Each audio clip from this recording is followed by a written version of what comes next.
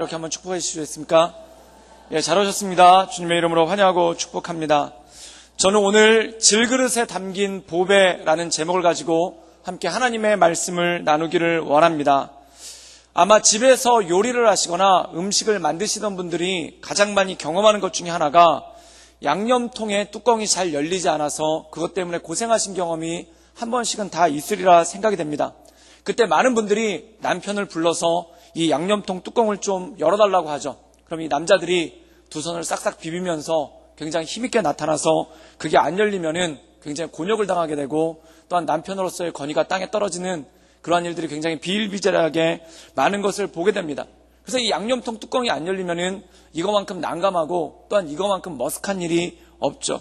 제가 이렇게 열어보니까 열리는 것 중에 제일 안 열리는 게 뭐냐면은 바로 이 꿀단지 뚜껑이 제일 안 열립니다. 그래서 이 꿀단지가 그 입구에 꿀이 묻어 있다가 그게 그대로 굳어가지고 이 마개를 막아버리면은 웬만한 힘으로는 잘 열리지 않게 되는 그러한 모습이 있죠. 근데 이게 뚜껑이 잘 안 열리면 난감한 이유가 뭐냐면 안에 아무리 달콤한 꿀이 들어있어도 이게 안 열리면 이걸 담을 수가 없기 때문에 그렇다는 것입니다. 그래서 온 힘을 다해서 낑낑거리고 열어보는데 열리지가 않고, 또한 이것을 지금 넣어야 되는 시점인데 이게 열리지 않아서 넣지는 못하니까 굉장히 애매한 일을 당할 때가 있다는 것입니다. 사랑하는 여러분, 뚜껑이 열리지 않으면 안에 아무리 좋은 것이 들어있고 또한 아무리 안에 맛있는 것이 들어있어도 그것을 사용할 수가 없게 됩니다. 뚜껑이 안 열리는데 그 뚜껑이 안 열리는 채로 병채로 음식 안에 집어넣을 수는 없는 건 아니겠습니까? 뚜껑이 열려야지만 그 안에 있는 내용물들이 나와서 음식을 만들 수가 있게 된다는 것이죠. 성경에도 비슷한 장면이 나옵니다. 그게 뭐냐면 마리아가 예수님에게 향유를 붓는 사건이 나옵니다. 근데 그 향유를 부을 때 놀라운 일이 나오는데 그게 뭐냐면 향유를 담은 옥합을 깨었다라는 기록이 나옵니다.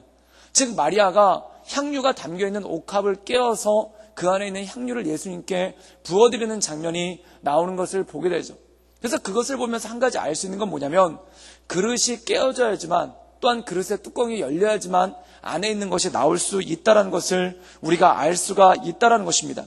오늘 말씀 가운데 보면은 사도 바울은 우리의 신앙에 대해서 그리고 성도의 모습에 대해서 이렇게 설명하고 있습니다. 그게 뭐냐면 우리가 이 보배를 질그릇에 가졌나니 라고 얘기합니다. 그렇다면 이 보배는 무엇일까요? 바로 예수 그리스도에 관한 복음, 또한 예수 그리스도가 바로 보배라는 것입니다. 그런데 이 보배가 질그릇에 담겨 있는데 이 질그릇은 뭐냐면 바로 우리의 모습이라는 것을 알 수가 있다는 것입니다. 그렇다면 우리가 보배가 질그릇에 담겼다는 것을 두 가지 측면에서 해석이 가능한데, 첫 번째 측면은 이것입니다.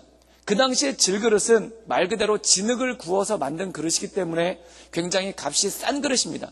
이 당시 부자들은 은으로 된 그릇이거나 또는 금으로 된 그릇을 사용했었죠.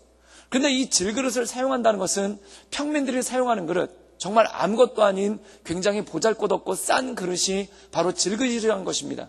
그런데 이 예수 그리스도라는 값진 보배가 아무 쓸모없고 또한 아무 보잘것없는 질그릇과 같은 우리 가운데 담겨졌다. 즉 하나님께서 보잘것없는 우리 가운데 역사하셔서 복음을 드러내신다라는 그러한 1차적인 의미가 있습니다. 그리고 또 하나의 의미가 있는데, 이 질그릇 안에 보배가 있는데 이 보배가 드러나기 위해서는 어떻게 해야 되는가? 질그릇이 깨져야지만 이 보배가 드러날 수 있는 능력이 주어진다는 것이죠.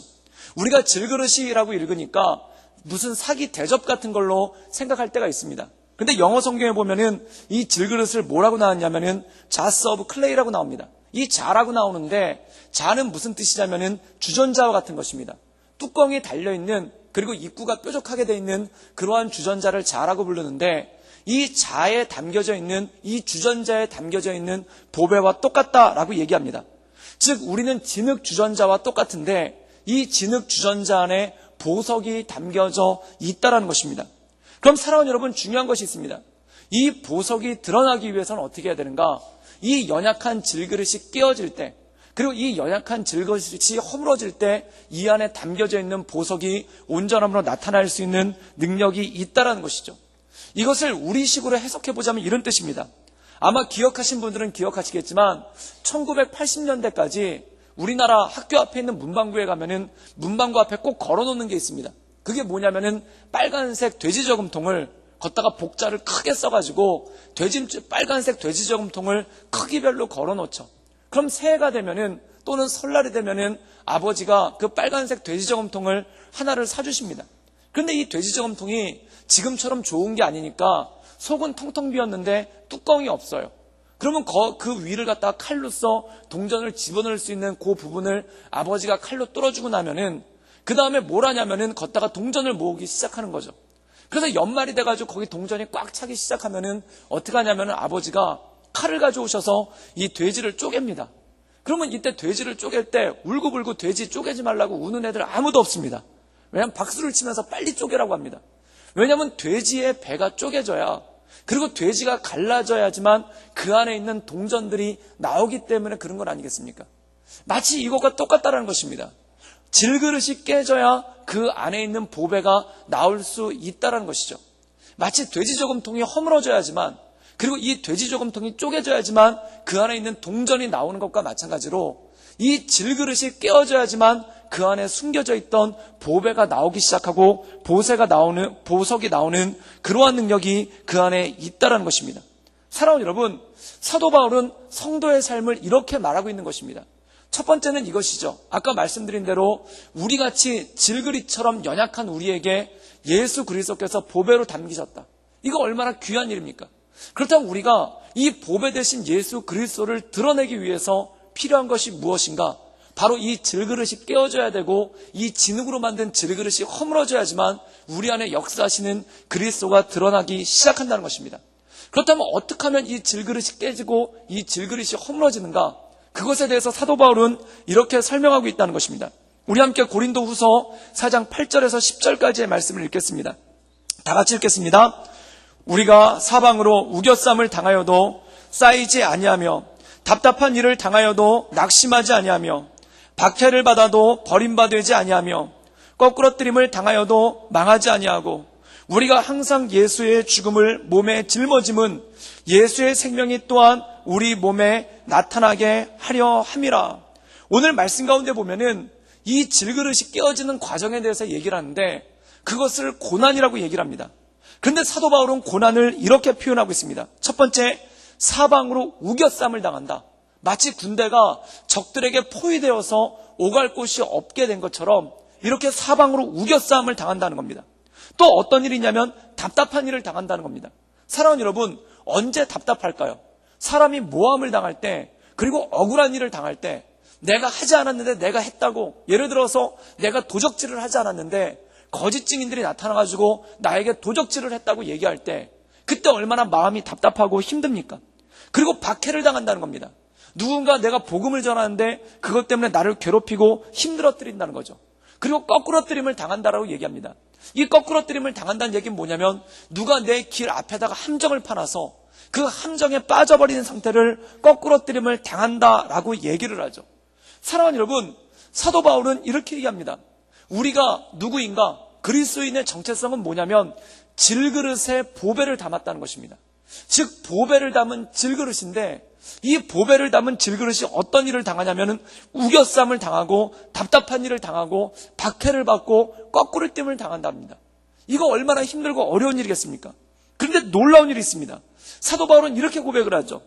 우겨쌈을 당하여도 쌓이지 않는다. 즉 적들이 나를 쌓으려고 우겨싸고 있는데 내가 그것에 쌓이지 않는다는 거예요.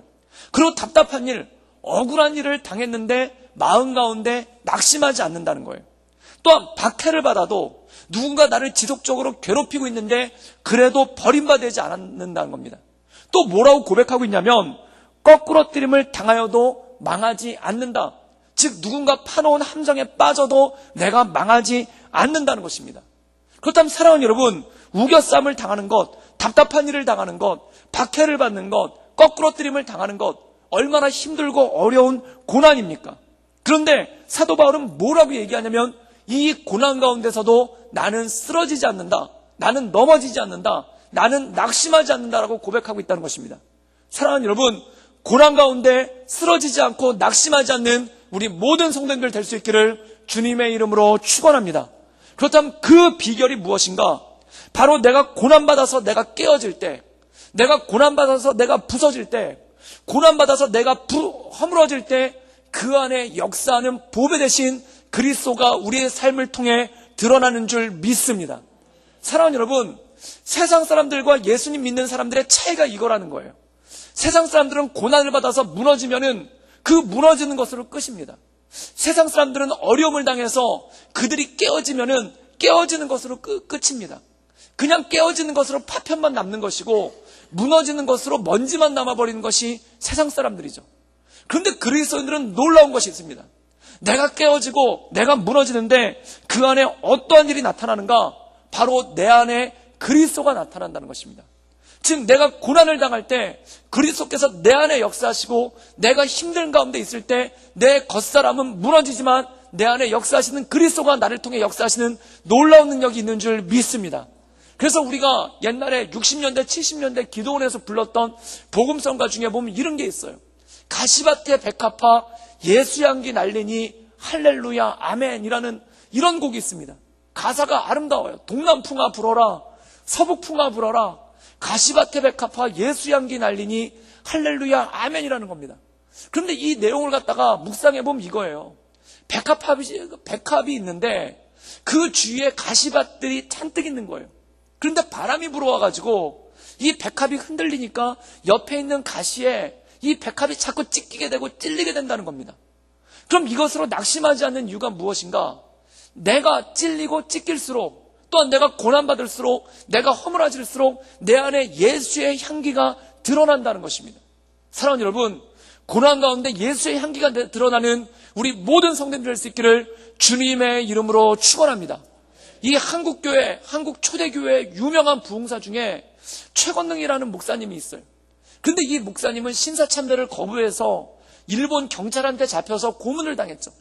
근데 이분이 놀라운 게 뭐냐면 매를 한 대 맞으면 예수, 그리고 또 한 대 맞으면 천당, 그리고 또 한 대 맞으면 불신, 그리고 또 한 대 맞으면 지옥, 이걸 외친다는 거예요. 그래가지고 순사가 한 대 딱 때리니까 예수, 두 번째 딱 때리니까 천당, 그리고 또 한 대 딱 때리니까 예수, 그리고 또 한 대 딱 때리니까 천당, 이렇게 부른다는 거예요. 그러니까 순사가 때리다가 이런 얘기를 했다는 겁니다. 당신은 왜 때리면 비명을 지르지 않고 예수 천당을 외치는가? 그때 이분이 뭐라고 얘기했냐면 내 안에는 예수가 가득 차서 내 안에는 예수님이 가득 차 있어서 당신이 나를 때릴 때마다 예수가 튀어나오지 않을 수 없다라고 얘기한다는 겁니다. 사랑하는 여러분, 이것이 바로 질그릇에 담겨있는 보배가 아니겠습니까? 우리의 겉사람은 깨어지지만 우리의 겉사람은 매를 받지만 우리의 겉사람은 허물어지지만 우리 안에 계신 예수 그리스도가 그 고난 가운데 온전함으로 나타날 수 있기를 주님의 이름으로 축원합니다. 그래서 사도 바울은 뭐라고 얘기했냐면 16절에 보면 이렇게 얘기합니다. 한글 개역 성경에는 겉사람은 후패해지나 속사람은 날로 새롭도다. 내 겉사람은 허물어지지만 내 겉사람은 무너지지만 그리고 우리가 읽고 있는 개역개정 성경에 이렇게 나왔습니다. 겉사람은 낡아지지만 속사람은 날로 새로워진다는 것이죠. 즉 고난을 받아서 삶의 어려움을 받아서 내 질그릇 같은 내 육신은 무너지고 질그릇 같은 나의 연약함은 쓰러지지만 내 안에 역사하신 보배 되신 하나님이 내 삶을 통해 영광 받으시며 드러나신 줄 믿습니다. 즉 예수의 생명이 우리의 몸을 통해 나타난다는 것이죠. 사랑하는 여러분, 그래서 마치 이것에 대해서 욥은 이렇게 고백하고 있습니다. 나의 갈 길을 그가 아시나니 그가 나를 단련하신 후에는 내가 정금과 같이 나올 거라는 것입니다. 고난이 무엇인가? 나를 깨뜨리는 과정. 그 고난의 연단을 통해서 내 불순물이 빠져나가기 시작하고 내 죄악된 모습이 빠져나가기 시작하고 내 연약함이 빠져나가기 시작하고 오직 순금과 같이 온전함을 이뤄나가는 놀라운 능력이 그 안에 있다라는 것입니다. 그러면 사랑하는 여러분, 우리가 고난 중에 기뻐하는 것은 또한 우리가 고난 중에 주님을 바라보는 것은 그 고난을 통해 역사하시고 우리 가운데 세임 주시는 그 하나님을 통해 우리 가운데 놀라운 역사가 일어나기를 주님의 이름으로 축원합니다. 그래서 예레미야서 33장 3절에는 이렇게 말씀이 있습니다. 너는 내게 부르짖으라. 왜 부르짖을까요? 고난이 오니까, 어려움이 오니까, 또한 근심이 있으니까, 염려가 있으니까 부르짖는 것입니다. 그 부르짖은 가운데 하나님께서 어떻게 말씀하시는가? 내게 응답하겠다. 그 고난을 감화해 주겠다는 것입니다. 그런데 이것으로 끝나는 것이 아니라 더 나가서 내가 알지 못하는 크고 놀라운 비밀을 너에게 보이겠다는 것입니다. 사랑하는 여러분, 고난은 무엇인가? 우리로 하여금 기도하게 하는 하나님의 도구인 줄 믿습니다. 이 고난 가운데 기도하며 나갈 때 하나님께서 이 고난을 응답해 주실 뿐만 아니라 더 나아가 놀라운 비밀을, 놀라운 역사를 우리 삶 가운데 행하실 줄 믿습니다. 이 사도 바울이 이것에 대해서 간증한 것은 무엇인가? 사도 바울의 삶이 그렇기 때문에 그렇습니다. 이 사도 바울은 어떤 사람입니까? 사도 바울은 자랑할 게 많은 사람이에요. 그 당시 손가락에 꼽히는 유망한 사람입니다. 그는 이렇게 고백합니다. 나는 유대인 중에 유대인이고 바리새인 중에 바리새인이다. 가문으로는 베냐민 지파이고 학문으로는 가말리엘의 문화라고 얘기합니다. 최고의 조건과 최고의 집안이에요. 게다가 이것으로 끝나는 것이 아니라 유대인임에도 불구하고 이 집안이 얼마나 유력했는지 태어나면서 로마 시민권을 받고 태어난 사람, 이 사람이 바로 사도 바울이라는 것입니다. 사랑하는 여러분, 그가 가지고 있는 자부심을 가지고는, 그가 가지고 있는 그 교만함을 가지고는 절대 예수님 믿을 수 없는 사람입니다. 왜 그럴까요? 그는 자기 스스로를 유대인 중에 유대인이라고 칭하고 있고, 또한 그는 자기 스스로를 바리새인 중에 바리새인으로 칭하고 있습니다. 그런데 그런 그 사람이 나사렛 촌구석에서 몫으로 일하던 예수님을 어떻게 구주로 영접할 수 있겠습니까? 그러한 자부심을 가지고 있는 그가 갈릴리 바다에서 물고기를 낚다가 제자랍시고 나타난 사람들이 전하는 복음을 어떻게 들을 수 있겠습니까? 그러니까 이 사람은 예수 믿는 사람들이 천박해 보이고 예수 믿는 사람들이 아무것도 아닌 것처럼 보이는 거예요. 이 천박한 사람들이 천박한 일을 하면서 하나님의 율법을 훼손하고 있다고 생각한 거예요. 그래서 이 사람이 어떡합니까? 자기 특유의 열심을 가지고 핍박을 하러 다메섹으로 가죠. 그러다 그가 어떤 일이 생깁니까? 깨어지게 됩니다. 어떻게 깨지는가? 빛을 보고 말에서 떨어지고 눈이 멀게 되죠. 그리고 그가 3일 동안 앞을 못 보게 됩니다. 사랑하는 여러분, 이 3일 동안 그가 앞을 못 봤을 때 그의 간절한 기도는 무엇이겠습니까? 눈을 다시 한번 뜰 수만 있다면, 내가 눈을 다시 한번 볼 수만 있다면, 전에같이 나사렛 예수를 믿느냐 마느냐, 또는 갈릴리 어부들 제자들을 박해하느냐 마느냐, 이거는 관심거리도 안 된다는 거예요. 그럼 뭐가 관심거리냐면, 내가 눈을 다시 한번 뜰 수만 있다면, 내가 다시 한번 앞만 볼 수 있다면, 이것이 그의 간절한 기도 아니겠습니까? 그런데 하나님께서 역사하셔서 3일 후에 그의 눈에서 비늘 같은 것이 벗겨지고 그의 눈이 다시 보게 되는 역사가 일어납니다. 그가 부르짖은 거예요. 하나님께 부르짖은 거예요. 그랬더니 어떠한 역사가 나타나는가? 눈을 보게 됐다는 겁니다. 그런데 중요한 건 여기서 끝이지가 않죠. 어떻게 되냐면 그가 복음을 전하는 사도로 거듭나게 된 줄 믿습니다. 하나님께서 그가 알지 못했던 크고 놀라운 비밀을 보이기 시작하신 거예요. 그리고 그가 예수 그리스도를 구주로 영접했을 때 그가 알고 있었던 모든 구약의 지식들이, 또한 그가 알고 있었던 그 유대인의 모든 문화와 제사와 그 모든 율법들이 해석되어지고 그것이 밝히 보여지고 그것을 통해 복음을 전하는 그러한 모습으로 나가지 않습니까? 사랑하는 여러분, 이것이 바로 사도 바울에게 역사한 하나님의 역사라는 것입니다. 이 질그릇이 깨어졌을 때, 이 겉사람이 깨어졌을 때 그가 하나님을 전하고 하나님의 말씀 가운데 나가는 새로운 사람으로 일어나기 시작했다는 것이죠. 사랑하는 여러분, 우리가 우리 삶을 힘들게 하고 고난스럽게 하는 그 모든 문제를 가지고 주 앞에 간구하며 나갈 수 있기를 주님의 이름으로 축원합니다. 부르짖으십시오. 주님께서 그것에 응답하실 뿐만 아니라 그것을 통해 내게 더 크고 놀라운 비밀을 보이시며 그 보배 되시고 보석 되신 주님께서 나를 통해 역사하시는 놀라운 역사가 있을 줄 믿습니다. 그것이 바로 하나님의 역사라는 것이죠. 그 이어령 교수님이란 분이 있습니다. 이 이어령 교수님은 우리나라 최고의 석학이고 또한 우리나라 최고의 학자고 또한 우리나라뿐만 아니라 일본과 다른 나라에서도 굉장히 많이 존경을 받으시는 그분이 바로 이 이어령 교수님이죠.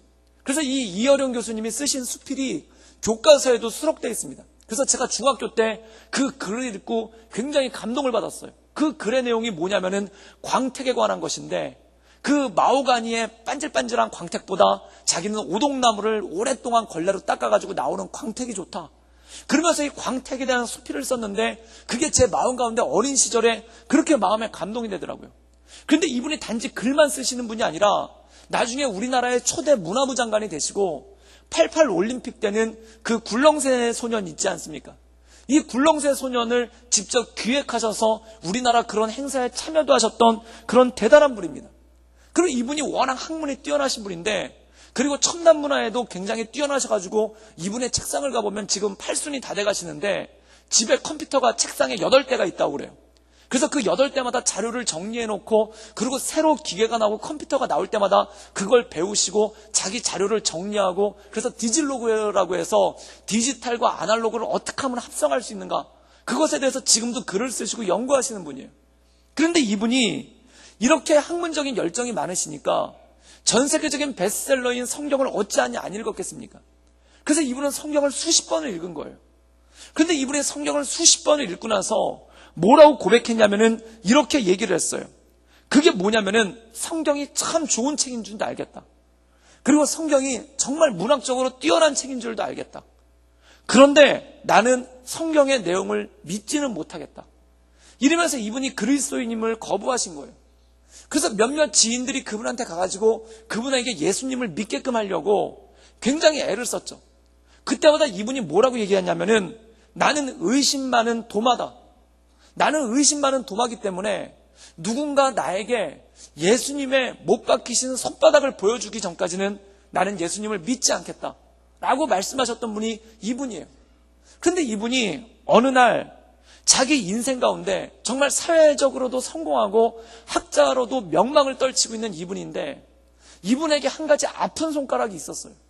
그 아픈 손가락이 뭐냐면 자녀 중에 따님인 이미나라는 분이 있는데 이분의 인생이 참 어렵고 기구한 거예요.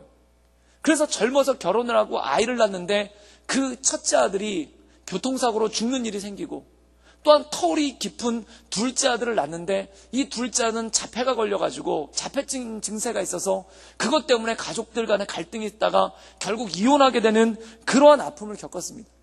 그리고 그것으로 끝이 아니라 이분의 눈이 병이 생겨가지고 눈이 점점점 실명이 돼가고 있는 거예요. 눈이 보이질 않는 거예요. 게다가 몸에 암이 생기고 또 위에도 암이 생겼는데 이 암이 전이가 돼가지고 뼈까지 침투를 하게 되고 관절까지 침투를 하게 되고 난소까지 전이가 돼가지고 생명이 얼마 남질 않은 겁니다. 그런데 이분이 그 딸만 보면 그렇게 안쓰럽고 딸만 보면 그렇게 불쌍한 거예요. 그래서 이분이 어느 날 딸의 집에 찾아갔는데, 그 딸의 집에 갔더니 딸이 아버지, 이어령 교수님이 컴퓨터를 잘 만지니까 아버지 컴퓨터에 뭐 좀 바꿔주세요 그러면서 컴퓨터를 좀 바꿔달라는 겁니다. 근데 이분이 컴퓨터를 열어보는 순간 눈물을 감출 수가 없었다고 그래요. 그게 뭐냐면 이 컴퓨터 안에 글자가 있는데 글자 크기가 다 주먹만 하트라는 겁니다. 그게 뭐냐면 딸이 계속 눈이 안 보이니까, 이 컴퓨터에다 글을 쓰는데 계속 눈이 안 보이니까 계속 글자가 커져가지고 실명하기 직전에는 이 글자가 주먹만큼 큰 글자, 그걸 갖다 놓으면서 그 글을 쓰고 있는 딸을 보면서 이분이 눈물이 났는데, 옆에 딸이 있으니까 딸이 상심할까 봐 울지도 못하고 혼자 방에 들어와서 그 이불을 쥐어싸고 그렇게 밤새 우셨다는 거예요. 그렇게 밤새 우시면서 아침에 됐는데, 아침에 가만히 들어보니까 무슨 소리가 들리는데 이 딸 되시는 이 이민아라는 분이 나중에 이 어려움 때문에 예수님을 믿게 되고 나중에 목회를 하셔서 목사님이 되시고 많은 청소년들을 위해서 간증을 하시고 설교를 하시다가 53세의 일기로 소천하셨습니다. 그런데 이 딸이 그때 예수님을 막 믿기 시작했을 때인데 그 딸이 아침에 기도하고 있는 기도 소리가 들리더라는 겁니다. 그래서 이분이 이 기도 소리를 들으면서 그 이불을 뒤집어 쓰고 울면서 뭐라고 기도를 하셨냐면은, 하나님 제발 계셔야 됩니다. 예수님 제발 계셔야 됩니다. 우리 딸이 저렇게 간절히 기도하고 있는데, 우리 딸이 저렇게 간절히 부르짖고 있는데 이 기도를 듣는 하나님이 안 계시다면 우리 딸 불쌍해서 어떡하겠습니까? 그러니까 하나님 제발 계셔야 됩니다. 그리고 이게 더 나가가지고 이분이 제발 계셔 주십시오 그러면서 기도하다가 결국 그 기도가 어디까지 갔냐면, 하나님 저 좀 도와주십시오. 제가 너무 힘듭니다. 우리 딸의 힘든 모습을 보면서 제가 너무 힘듭니다. 제발 저를 좀 도와주십시오. 그리고 이분이 기도하다가 예수님을 믿기로 거기서 결단을 한 거예요. 그래서 이분이 지성에서 영성으로라는 책을 쓰면서 거기다 기도문을 하나 썼는데 그 기도문의 내용이 이거예요. 하나님, 이 찬란한 빛과 아름다운 풍경, 생명이 넘쳐나는 이 세상 모든 것들을 당신께서 만드시지 않았습니까? 그런데 왜 당신의 딸 미나에게 그 빛을 거두려 하십니까? 기적을 내려달라는 기도는 드리지 않겠습니다. 우리가 살아서 하늘의 별, 지상의 꽃을 보는 것이, 그리고 사람의 가슴에 사람을 보는 것이 바로 기적이 아니고 무엇이겠습니까? 매일매일 우리는 당신께서 내려주시는 기적 속에 삽니다. 그러니 기적이 아니라 당신께서 주신 그 기적들을 거두어 가지 마시기를 진실로 기도합니다. 이게 이분이 그때 이불을 뒤집어 쓰고 한 최초의 기도가 이거예요. 만약 우리 미나가 어제 본 것을 내일 볼 수 있고 오늘 본 내 얼굴을 내일 또 볼 수만 있게 된다면 저의 남은 생을 주님께 바치겠나이다. 아주 작은 힘이지만 제가 가진 것이라고는 글을 쓰는 것과 말하는 천한 능력밖에 없사오니 그것이라도 좋으시다면 당신께서 이루시고자 하는 일에 쓰실 수 있도록 바치겠나이다. 이분이 이렇게 예수님을 믿게 된 거예요. 그 딸이라는 아픈 손가락 때문에. 전에는 성경을 보고 늘 연구를 하고 성경을 보면서 좋은 책인 줄은 알겠는데 하나님이 계신지는 잘 모르겠다. 좋은 책인 건 알겠는데 예수님은 못 믿겠다 했던 분이 이 딸이라는 아픈 손가락, 이 딸이라는 아픈 손가락에 마음을 점여오니까 그의 질그릇이 깨지기 시작하면서 하나님 앞에 무릎 꿇고 하나님께 엎드리기 시작합니다. 그래서 이분이 73세의 연세에 세례를 받으세요. 근데 세례를 어디서 받았냐면 일본에서 그분의 제자들과 그리고 일본에 알고 있던 많은 지인들과 한국의 지인들이 보는 앞에서 하용조 목사님께서 집례하시는 가운데 이분이 세례를 받으셨습니다. 그리고 이분이 세례를 받으시는 모습들을 보고 일본의 많은 학자들과 그리고 우리나라 학자들과 그리고 그 제자들 중에 예수님을 믿기로 한 사람이 너무나 많았다는 거예요. 그래서 그분은 뭐라고 얘기하냐면 나는 지성 속에 갇혀 있었습니다. 나는 학문이라는 틀 속에 갇혀 있었습니다. 그런데 우리 딸에 대한 그 간절한 사랑이 이것을 깨어놓게 하였고 그리고 이것을 깨어났을 때 나는 하나님을 보게 되었습니다. 그래서 이분이 세례를 받으시고 난 다음에 쓰신 책이 지성에서 영성으로라는 그런 책을 썼습니다. 즉 지성의 한계를 뛰어넘어서 영성으로, 즉 내가 알고 있었던 학문적인 자만심이 아니라 학문적인 지식과 지혜가 아니라 그것을 뛰어넘어서 역사하시는 하나님. 그래서 이 딸 되시는 분은 아버지가 세례받는 것을 보고 얼마 안 있다가 하나님의 부르심을 받아서 소천을 하게 됩니다. 그리고 이 이어령 교수님은 지금도 암투병을 하고 계신데 지금 8순이 다 되셔서 암투병을 하고 계신데 이 암투병 하시면서도 뭐라고 말씀하시냐면 나는 죽음을 기다리고 있습니다. 그래서 어떤 치료도 받지를 않으세요.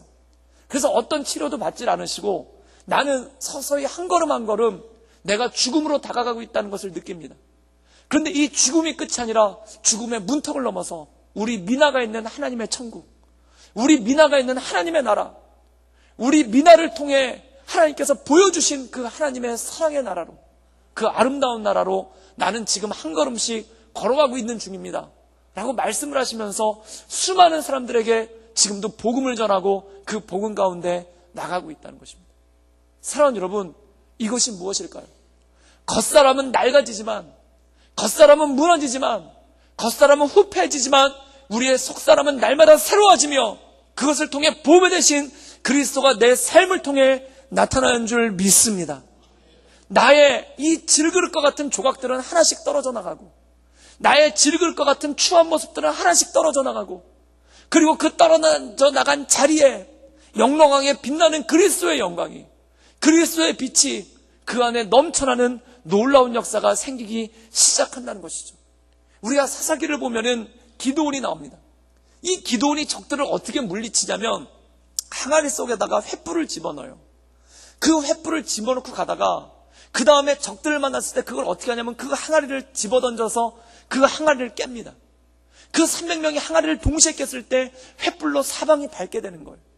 사랑하는 여러분, 나의 깨어짐을 통해 하나님의 영광이 온전히 드러나는 줄 믿습니다. 그래서 사도 바울은 고백하는 것입니다. 내가 박해를 당하나 내가 고난을 당하나 이것은 단순한 박해와 단순한 고난과 단순한 고통이 아니라 주께서 나를 연단하신 후에 나를 정금과 같게 나가게 하시는 하나님의 능력이 되는 것을 믿습니다라는 그 고백.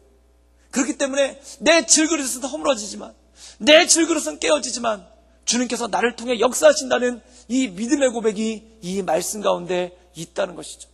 사랑하는 여러분, 우리의 겉사람은 깨어지나 속사람은 날마다 새롭게 될 줄 믿습니다. 그 하나님이 드러나고 나의 삶의 연약함을 통해, 내 삶의 부족함을 통해 그리스도가 드러나고 그리스도가 증거되어지는 놀라운 역사가 우리 모든 성도님들 삶 가운데 있기를 주님의 이름으로 축원합니다. 저는 제 삶을 얼마 그렇게 오래 살진 않았지만 곰곰이 돌아보면은 그런 게 있습니다. 그게 뭐냐면 제가 곰곰이 보니까 조금 빠른 편이에요. 조금 빠르다는 뜻이 뭐냐면 유치원도 남들보다 조금 빨리 간 것 같고, 그리고 이렇게 남들보다 조금 빠른 편이에요. 그래서 학교도 갔다가 그 자율학습도 안 하고 빨리 오고 주로 다 빠른데, 제가 대학교 재수 한 번 한 거 빼고는 뭐가 이렇게 걸려본 적이 없습니다. 그래서 신학대학원도 그 군대도 빨리 갔다 오고, 신학대학원도 그 28살 때 보통 재수 3수가 기본이라고 했는데 그냥 처음에 얼떨결에 붙어가지고 신학대학원도 28살에 입학을 하고, 그리고 무엇보다도 자랑스러운 건 결혼을 제일 일찍 했다는 겁니다. 28살에 결혼을 했어요. 그래가지고 아기도 2000년도 4월 달에 결혼을 해가지고 2001년도 4월 달에, 그래서 저희 딸아이 생일이, 그 결혼 기념일이 4월 29일이고 그 저희 딸 생일이 4월 24일이에요. 그래가지고 1년 만에 아이도 낳고, 그리고 목사 안수도 33살에 비교적 빨리 받은 편이에요. 그리고 전임 사역도 굉장히 일찍 시작을 했고, 그 다음에 어떤 사역을 할 때도 교회에서도 그 청년부 사역을 할 때 3개월만 있다가 그 공동체 담당 목사로 조금 더 빨리 간 편이고, 그리고 베트남의 해외 비전교회 담당 목사로 나갈 때도 39살에 제일 어린 나이에 나가기도 하고 그랬어요. 그래서 제가 가만히 보면은 좀 남들보다라기보다는 비교적 빠른 편입니다. 근데 그 비교적 빠른 편인데 처음에는 이 비교적 빠른 게 그냥 자랑이었습니다. 비교적 빠르다는 게 그냥 나쁘지 않다, 그냥 질질질 끌고 뒤로 밀리는 것보다 빨리빨리 하는 게 좋다, 그래서 빠른 게 나름 자랑이었어요. 그런데 나중에 너무 어린 나이에 목사가 되고, 또한 너무 어린 나이에 아빠가 되고, 너무 어린 나이에 남편이 되고, 또한 너무 어린 나이에 어떤 일들을 맡다 보니까 빠른 게 좋은 것만 아니라 어떤 일이 생기냐면 할수록 미숙함이 자꾸 드러나는 거예요. 뭔가를 할 때 좀 더 노련하게 잘 해야 되는데, 뭔가 좀 할 때 잘 이렇게 품으면서 해야 되는데 미숙함이 자꾸 드러나는 게 보니까 이 미숙함이 참 힘들고 미숙함이 참 어려운 거예요. 그래서 주님 앞에 기도를 했죠. 내가 이렇게 미숙한데 어떻게 했으면 좋겠습니까? 그때 이 기도를 하다가 하나님께서 한 가지 보여주시는 환상이 있는 거예요. 그 환상이 뭐냐면, 예수님께서 오병이어의 기적을 베푸실 때 수많은 사람들이, 남자만 5,000명이 그 광야에 머물러 있는데 먹을 것을 줄 수가 없지 않습니까? 그런데 예수님이 그들을 먹이라는 거예요. 그러니까 그 명령을 받아가지고 그 옆에 있던 친구 빌립은 계산해보고 이건 계산이 안 나옵니다, 이렇게 하고 있는데, 제가 보니까 저는 안드레 같은 거예요. 제가 빌립이 아닌 것만 해도 참 감사했습니다. 따져보지 않고 일단 구하러 다니는 거예요. 그래가지고 하루 종일 열심히 구했는데, 열심히 구해놓고 나니까 보리떡 5개와 물고기 2마리밖에 없는 거예요. 열심히, 그것도 누구한테 뺏듯이 가져온 거냐면은 어린애 도시락, 야 내놔봐 막 이래가지고, 어린애 도시락, 지금으로 치면은 뚜껑에 뽀로로 그려져 있고 뒤에 타협버스 그려져 있는 그 고사리만한 숟가락 들어있는 그 어린애 도시락, 물고기 2마리와 보리떡 5개, 이거 하나 들고 있는 거예요. 그래가지고 그거 하나 들고 나서 주변을 쳐다봤더니 밥 먹일 사람만 5,000명이에요. 사랑하는 여러분, 내 손에 들고 있는 것은 물고기 2마리와 보리떡 5개밖에 없는데 밥 먹여야 될 사람이 5,000명이에요. 이걸 어떻게 감당하겠습니까? 이걸 어떻게 해결하겠습니까? 어떻게 해야 될까요? 도망가야 되지 않겠습니까? 끝도 없는 거예요. 한도 없는 거예요. 그래서 제가 기도를 하다가 어떤 느낌을 받았냐면 마치 내가 사역하고 있는 모습이 이것과 똑같구나. 먹여야 될 사람은 5,000명인데 먹여야 될 사람은 5,000명인데 지금 내가 가지고 있는 능력이라고는 물고기 2마리와 떡 5개밖에 없구나. 그러니 어쩌겠습니까? 눈물만 나는 거예요. 먹여야 될 사람들은 다 손가락 쪽쪽 빨면서 배고프다고 아우성치는 사람은 5,000명인데 내 손에 들고 있는 게 주님께서 너는 내 양을 먹이라라고 말씀하셨는데 내 양을 먹일 수 있는 뭐가 있어야 먹이지 않겠습니까? 물고기 2마리가 고래였으면 좋겠어요. 그런데 물고기 2마리랑 떡 5개밖에 없는 거예요. 어떻게 먹여야 될까요? 이게 목회를 해오면서 딜레마인 거예요. 이게 주님의 일을 하면서 교회를 섬겨가면서 그리고 교회에서 사역을 하면서 이게 늘 딜레마인 거예요. 내 손에 가지고 있는 건 물고기 2마리와 떡 5개밖에 없는데 5,000명이나 되는 사람들을 어떻게 먹여야 되나? 내가 이걸 어떻게 감당해야 되나? 사랑하는 여러분, 그런데 성경에 해답이 다 나와 있어요. 안드레가 그걸 가지고 어떻게 했는가? 그걸 가지고 예수님 앞에 가지 않습니까? 그리고 그걸 예수님께 드리지 않습니까? 그리고 예수님께서 그걸 가지고 야, 이거 뭐냐? 장난하냐? 뭐 이렇게 얘기하신 게 아니라 너 이거 이 능력밖에 안 되냐? 하루 종일 다녀가지고 물고기 2마리랑 떡 5개밖에 안 되냐? 이렇게 타박하신 게 아니라 그걸 예수님께서 귀하게 받으셔서 하나님께 축사하지 않습니까? 그리고 그 축사하신 걸 제자들한테 다시 내어줍니다. 그리고 이것으로 저들을 먹이라. 그때 어떤 일이 나타날까요? 5,000명이 먹고 12광주리가 남은 줄 믿습니다. 이것이 바로 내 질그릇이 깨질 때, 내가 깨질 때 나를 통해 역사하는 하나님의 역사가 그 안에 있는 줄 믿습니다. 내 힘으로 못 지고 가는 거예요. 많은 엄마들이 그런 고백을 하십니다. 엄마 연습해서 되나요? 저는 옛날에 첫째 아기 저희 아내가 임신했을 때 벽에 들고 연습했어요. 애 안는 연습. 그리고 뒤로 이렇게 해서 엎는 연습. 세상에 쓸모없는 연습이 그 연습이더라고요. 엄마 연습한다고 엄마가 되나요? 아빠 연습한다고 아빠가 되나요? 아기가 1살이니까 엄마도 1살이고 아빠도 1살인 거예요. 그 미숙한 모습을 가지고 아기를 가를 때 이 가족을 돌보고 자녀들을 돌보다 보면은 내 미숙함을 보게 되는 거예요. 정말 심사임당처럼 그렇게 좋은 엄마가 돼야 되는데, 그렇게 좋은 엄마가 돼야 되는데, 그렇게 좋은 아버지가 돼야 되는데 너무너무 미숙하기 짝이 없는 거예요. 마치 이 아이들을 바라보며 물고기 2마리와 떡 5개 들고 어쩔 줄 몰라하고 있는, 애들한테 줄 게 없어서, 애들한테 먹여줄 게 없어서, 애들을 어떻게 입혀야 될지 어떻게 먹여야 될지도 알지 못하고 당황하고 있는 그 안드레의 모습과 똑같은 거예요. 그런데 사랑하는 여러분, 그때 어떻게 하나요? 안드레가 예수님께 가지 않습니까? 그리고 예수님께 드리면서 제가 가지고 있는 건 이거밖에 없습니다. 제가 구한 건 이거밖에 없습니다. 그때 우리 좋으신 주님께서 꾸짖는 것도 아니고 타박하지도 않으시고 그걸 받아가지고 축사하시고 네가 나눠주어라. 딱 뺏어가지고 너 비겨. 그리고 내가 나눠줄게. 이게 아니라 그걸 기도하시고 다시 제자들 손에 들려주시면서 너희가 나눠주어라. 사랑하는 여러분, 이것이 하나님의 역사인 줄 믿습니다. 내 부끄러운 모습, 내 연약한 모습, 내 미숙한 모습을 가지고 주 앞에 엎드려 내놓을 때, 주님, 나는 물고기 2마리와 떡 5개밖에 없습니다. 이것으로 어떻게 저 사람들을 먹일 수 있겠습니까? 이것으로 어떻게 내 가족들을 돌볼 수 있겠습니까? 이것으로 어떻게 내 성도들을, 교회 성도들을 섬길 수 있겠습니까? 라고 내어놓았을 때 주님께서 그것을 축사하시고 내 손에 다시 쥐어주시면서 이것을 이 사람들에게 나누어 주어라.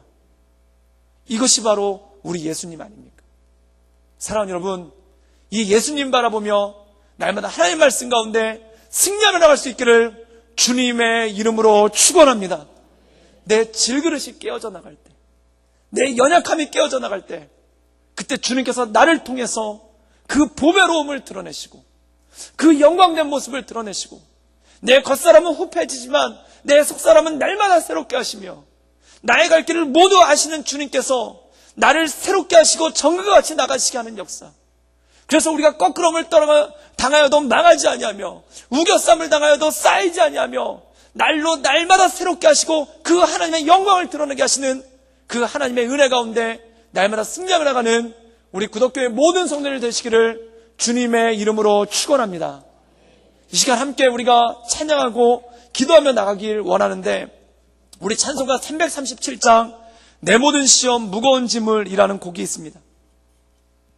이 곡 하나님께 함께 올려드리며 같이 한번 기도하며 나가기를 원합니다.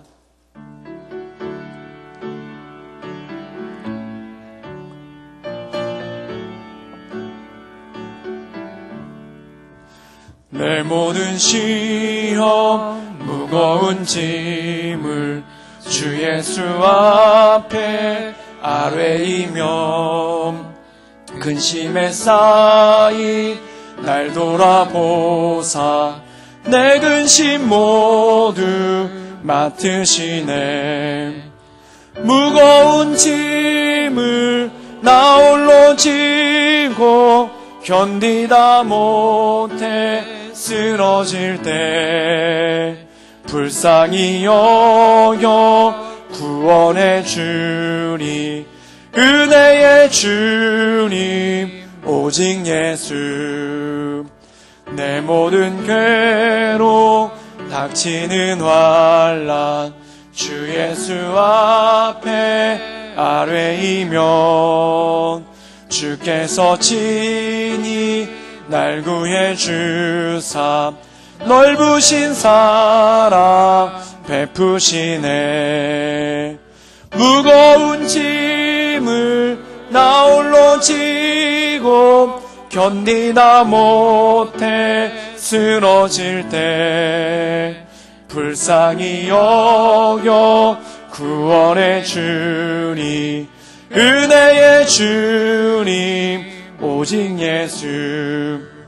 내 짐이 점점 무거워질 때 주 예수 앞에 아뢰이면, 주께서 친히 날 구해 주사 내 대신 짐을 져주시네.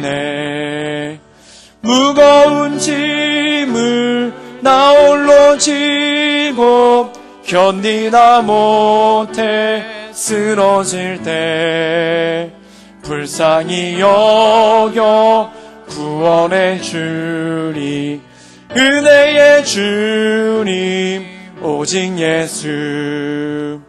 마음의 시험 무서운 죄를 주 예수 앞에 아뢰이면, 예수는 나의 능력이 되사 세상을 이길 힘주시네. 무거운 짐을 나 홀로 지고 견디다 못해 쓰러질 때 불쌍히 여겨 구원해 주니, 은혜의 주님 오직 무거운 짐을 나 홀로 지고 견디다 못해 쓰러질 때 불쌍히 여겨 구원해 주니, 은혜의 주님 오직 예수. 이 시간 함께 기도하며 나가기 원하는 것은, 우리가 이 세상을 살아갈 때 그렇게 많은 경험을 쌓았는데도 불구하고, 또한 그렇게 많은 연륜이 있음에도 불구하고 우리 안에 미숙함을 발견하게 될 때가 있습니다. 그래서 이것을 어떻게 처리해야 될지, 이것을 어떻게 감당해야 될지 알지 못하는 그런 미숙한 연약함들이 우리 가운데 있음을 고백합니다. 마치 먹여야 될 사람들은 5,000명이나 되는데 물고기 2마리와 떡 5개 들고 이것을 어떻게 먹일 수 있을까? 이것을 어떻게 감당할 수 있을까? 그렇게 두렵게 떠는 그러한 모습이 우리 가운데 있습니다. 그러나 해답은 간단합니다. 주께 모든 것을 아뢰일 때, 주께 모든 것을 올려드릴 때 주님께서 우리의 삶을 새롭게 하시고 온전케 하시는 능력이 됩니다. 그러므로 우리의 겉사람은 허물어져가나 우리의 속사람은 날마다 새롭게 하시며, 우리가 우겨쌈을 당하여도 쌓이지 아니하며 거꾸로 뜨림을 당하도 망하지 아니하고 날마다 새롭게 하시는 그 하나님의 은혜 가운데 거할 수 있게 되는 것입니다. 이 시간 우리가 함께 주께 간절히 기도하며 나가기 원하는 것은, 주님 나를 붙잡아 주시고 나를 인도하여서 내 미숙한 모습 그대로, 내 연약한 모습 그대로, 내 부족한 모습 그대로 내가 주 앞에 나아갑니다. 무거운 짐을 나 홀로 지고 견디다 못해 쓰러질 때 불쌍히 여겨 구원해 주시는 그 주 앞에 나아가오니, 주님 나를 붙잡아 주시고 나를 인도해 주시고 나를 구원하시며 온전케 하여서 하나님 말씀 가운데 새로움을 더하여 주시옵소서. 우리 다 같이 간절한 마음으로 함께 기도하며 나아가겠습니다. 함께 기도하시겠습니다. 늘 언제나 살수 역사하신 주님,